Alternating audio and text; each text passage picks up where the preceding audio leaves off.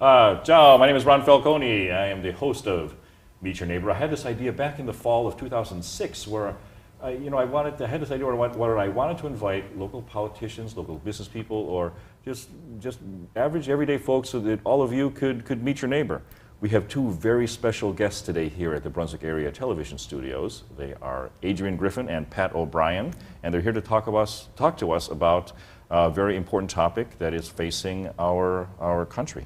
Hi, Pat. Hey, Ron. Nice to meet you. Hi, Ron. Thanks for having us. Hi. How you guys doing? Good. Thanks. Adrian, you work for a group called the Ohioans to Stop Executions, OTSE, OTSE. Can you tell us more about that? Sure. Well, OTSE is a statewide nonprofit working to ultimately end Ohio's death penalty, primarily through public education, because we think that there's a lot of myths and misconceptions that often surround this issue. Okay. So we just try and dispel some of those and talk with folks about the issue, and also advocacy, helping ordinary citizens who are interested in becoming involved on this issue learn how to take action.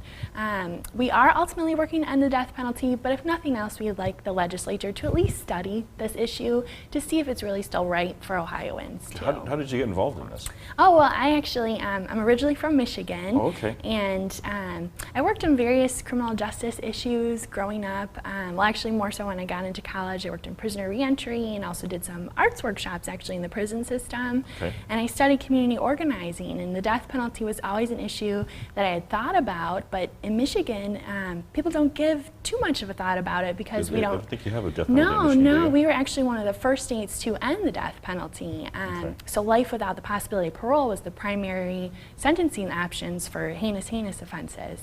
But when I came across this position, it was community organizing, which I study, and it was the death penalty. So this is really what brought me to Ohio, and I moved to Cleveland a couple years ago, and I'm really loving it here so far too. That's good. That's good.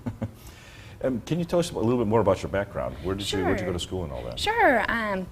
Well, I went to the University of Michigan, both for undergraduate and then for my social work background, so I know that won't sit well with a lot of Buckeyes that are out there.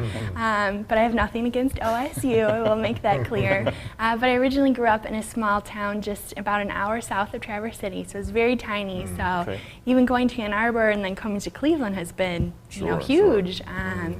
And I had family that kind of went in and out of the criminal justice system, so I think that's what initially got me kind of interested in learning more. And the more that I got interested, it really was something that hooked me, and realized that we really need to be thinking about what we're doing with our criminal justice system, and if there's other ways that we might be able to be preventing crime rather than just relying on incarceration. Okay.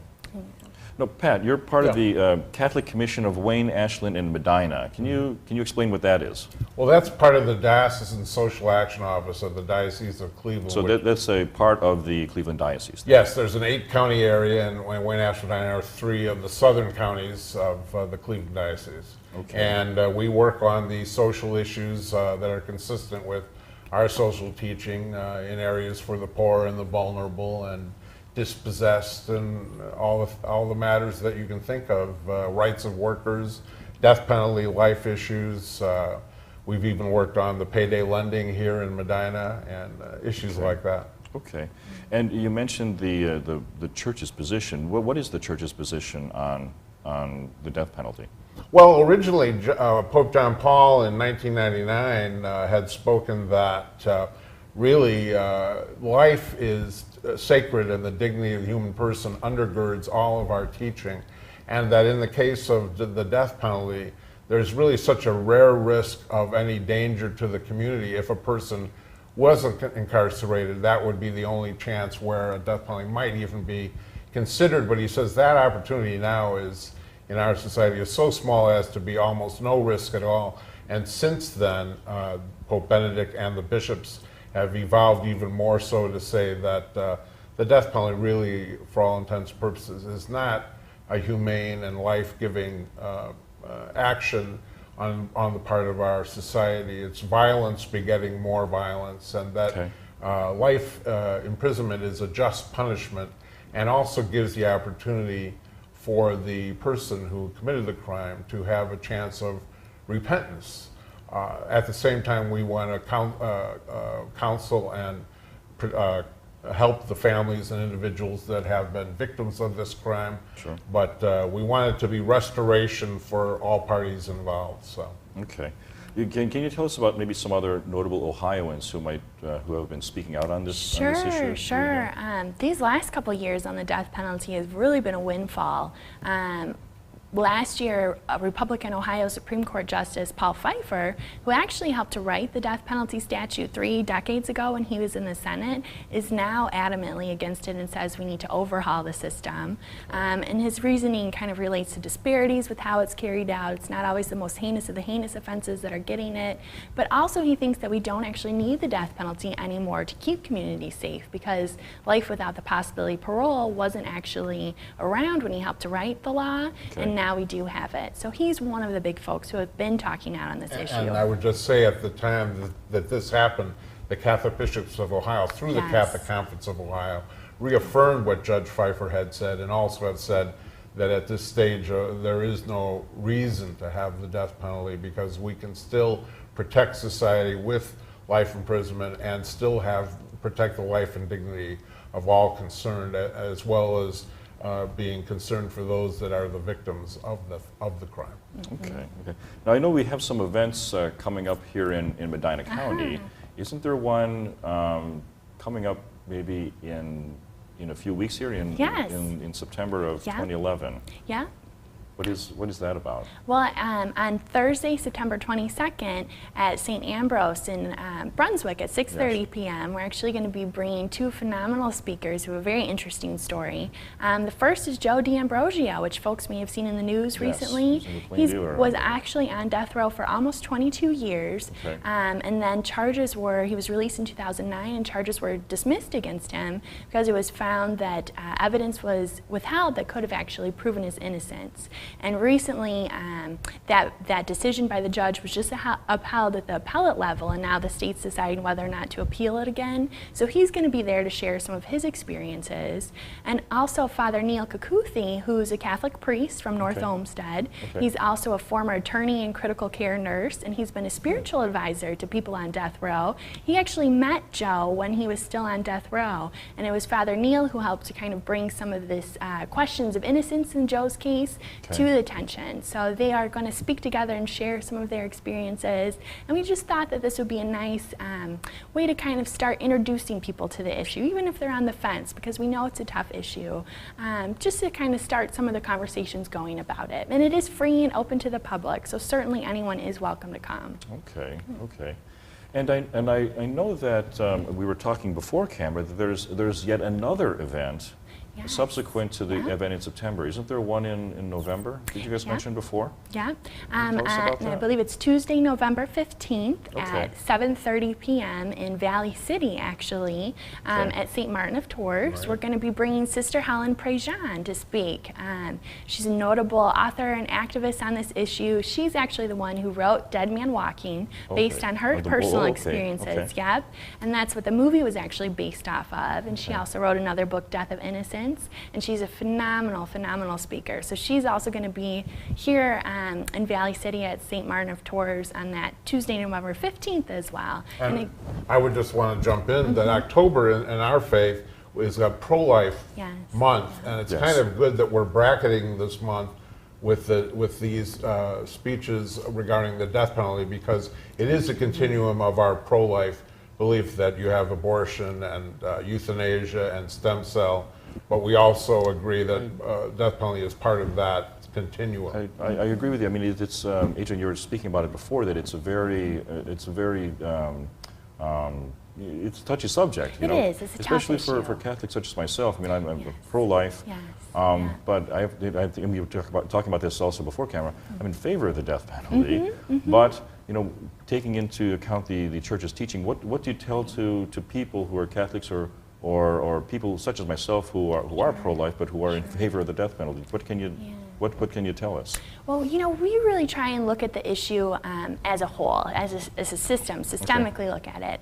And what we found in Ohio is that it costs millions of dollars more per case to execute people than it does with life without the possibility of parole. We've also found we work very closely with family members and friends who have experienced the murder of a loved one. And what we've heard from several homicide survivors is that there really is no such thing as closure when their loved one is murdered. And that rather than helping them heal, the death penalty often has a tendency to prolong their pain. They have to go through years and years of reversals in the courts throughout the long life of a capital case, constantly having to tell their stories over and over again, and never knowing if the person's going to live or die or get a stay at the last minute. And all of that time having to deal with the media attention that often surrounds these capital cases. All of this really has a tendency to re-victimize murder victims' family members rather than helping them heal. And some would actually prefer a life without the possibility of parole. So what we're really advocating is that the money we're spending on the death penalty, since it costs so much more than life without parole, that it instead go towards things like counseling services for murder victims' family members or other victim services, improve resources for law enforcement to better solve some of these unsolved homicides in Ohio, crime prevention programs, our education system. The list goes on, really, in our already strapped budget. So we really try and kind of look, even outside of our faiths, at some of these pragmatic issues that are really sticking points for Ohioans. Even the issue of innocence is something that we're seeing time and time again. Yes. There's been 138 people, including 5 from Ohio so far, who have been exonerated from death row because they were actually innocent. So this means that they were convicted, sent to prison, and then sometimes after spending several decades in prison, evidence of their innocence came forth and they were released. And there's even been cases of people who have been executed despite questions of innocence still. So we also say with the death penalty is that it is a system that's run by humans, and despite our best intentions, humans do sometimes make mistakes. So if we're even going to have it, we do have to be 100% sure we're getting the right person. And Now, have you been talking to state legislators? I mean, what kind of legislation is pending now before the legislature? We actually have a bill up right now. It is bipartisan sponsored, which is wonderful. We are seeing folks on both sides of the aisle really stepping out on this issue. It's House Bill 160, which if passed would end Ohio's death penalty. Right now it's in the Ohio House Criminal Justice Committee, and there'll likely be proponent testimony hearings on the fall. So we're hoping to bring up some of these issues with the death penalty, just to at least get our legislator thinking about it and seeing if it's still really right for Ohioans. Yeah, I would say that in Medina with these two events, I hope that Speaker Batchelder might avail himself of coming and listening to these presentations because of his position within the House and Senate, within the government. And also you have in Medina the Senator Larry Obhoff, who is now the Vice Chair of the Criminal Justice Subcommittee. So these are people that we hope these kinds of presentations will reach and begin to open the dialogue in the state of Ohio to consider this kind of new look at the death penalty issue. Hey, I was wondering, what's a typical day for both of you like? Is there a typical day? Right. Typical That's is the not in our vocabulary, Right. right? It's not 9 to 5, let's put it that way. There Okay. are many evening meetings we're putting on. I put on about 32,000 miles a year on my work, and I'm sure Adrian puts on double that. Her area is so big. And you're working on weekends, and there's no consistent day, because you're going where the action is, where the people are, where you can make the meetings happen, where the things are occurring. And Yeah. so it's, maybe we're like social justice firemen or something, you know, when the bell rings, you go, you know. But both Pat and I will say too that it is such a rewarding field too, just to be able to start having dialogues with folks about some of these issues, even if you don't necessarily agree on those issues. Even just beginning to open the doors to people and seeing kind of a click go off. Well, there should be a dialogue out there, even if you don't agree on Right. issues. And, Right. you know, like I said, I don't necessarily agree with your Sure. position as well, but I Yeah. think it's important that we should at least talk about it and get those differences out in the open I and see agree. what we can do to address those. Right, you know. Right. You know, for every guest I have in the show, I always like to play a game of fill in the blank. Okay, here, when I was a child, I blank. Probably probably say I was a bookworm. You're a bookworm? I was You like probably to a read? bookworm. Yeah, I love to read. I always go to the library still now, but I was outgoing. I'd probably say my teachers thought I was pretty studious too. But at the same time, I think I had a little bit of a rebel streak. I get in trouble for beating up the boys on the playground. So that's kind of a surprising fact too for the bookworm. Oh, gosh. Hey, what about, Pat, the person or persons I admire most is or are? Boy, I think there's so many. Obviously Gandhi, Dorothy Day in the Catholic tradition, and people locally, my director who has retired, Tom Alio, within the Catholic Diocese, who many people know locally. Adrian is one of my people I admire. I'm just saying that because I'm here. No, well, that's part of the Irish. You have to do that. No, there are many people that people will never know who I admire that are in our community. Who Sure. I would also put Steve Hamley, who's the commissioner of Medina, has done many brave political things to better the community in Medina County. He's a local. We have a Peace and Justice Award every year, and Steve won that several years ago. So, yeah, there are many people, many people. What about for both of you? When I retire, I blank. Adrian? I still have quite a few years till I retire. At least I hope so. I definitely would love to travel. I know we were talking about that earlier, but I certainly want social justice, regardless of what I end up doing throughout life, to always be, if it's not my full-time job, volunteering, continuing to challenge myself to learn more. I hope that that's something that will kind of continue to be a thread throughout wherever I end up. Okay. Pat? Well, I think it's in the blood that even if I retire, and I think I'm not going to retire anytime soon, that this kind of work will be done on a volunteer basis because it's who I am. This work, and I think Adrian and I would say that it's a calling in some sense, and I would say, Ron, from what I heard with your work, it's a similar thing with you, and so that it's work, but it's not 9 to 5 in the traditional sense. We do get remunerated that as such to do what we're doing, but we would find a way to do this even if it was done on other circumstances. So it's part of who we are. Okay. Yeah. Okay. Do you guys have any neighborly advice to give to people who are watching right now in Brunswick or Brunswick Hills, or perhaps people watching on the internet? Well, we hope they're going to go to these events. That's the one piece. But I guess I would say, like Joseph Campbell, if people remember him on TV years and years ago, is follow your passion.